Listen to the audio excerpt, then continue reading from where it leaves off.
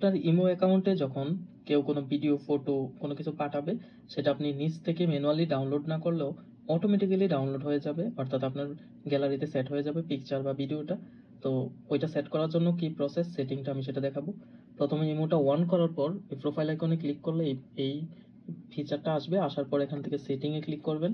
সেটিংয়ে ক্লিক করার পর হচ্ছে এই যে চ্যাট অপশন, এই চ্যাটে ক্লিক করবেন। ক্লিক করার পর দেখেন প্রথম অপশনটা অটো সেভ আফটার রিসিভ, অর্থাৎ কেউ আমাকে পাঠাইছে, এই অপশনটা। আর এর নিচেরটা হচ্ছে অটো সেভ আফটার সেন্ড, আমি যাদেরকে পাঠাবো কোনো কিছু। তো আমি যাদেরকে পাঠাবো কোনো কিছু সেটা তো আমার ফোনে অলরেডি আছেই, তো এটা আমি সেভ দেওয়ার দরকার নেই, এটা এইভাবে থাকবে। কিন্তু দরকার হচ্ছে কেউ আমাকে পাঠাইছে এইটা সেভ হওয়ার। তো এটা দেখেন আমি হচ্ছে চেকমার্ক দিয়ে দিছি photos and videos. That means আমাকে যদি কেউ ফটো পাঠায় বা ভিডিওস পাঠায়, সেটা অটোমেটিক্যালি হচ্ছে সেভ হয়ে যাবে যখন আমি শো করব। তো এটা যদি অফ করে রাখি, এই অফ করে রাখলে এখন আর হচ্ছে কেউ কোনো ভিডিও বা ফটোস আমাকে পাঠাইলে সেটা আমি অনলাইনে দেখতে পারবো ইমোতে, বাট হচ্ছে গ্যালারিতে সেভ হবে না, আমার ফোনে বা মেমোরিতে সেভ হবে না। যদি আমি চেকমার্ক দিয়ে রাখি তাহলে অবশ্যই এটা আমার ফোনে হচ্ছে সেভ হয়ে থাকবে।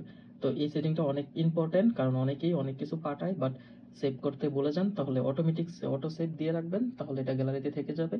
পরে অপ্রয়োজনীয় মনে হলে সেটা ডিলিট করে দিবেন, আর প্রয়োজনীয় হলে তো সেটা রেখে দিবেন। ধন্যবাদ সবাইকে।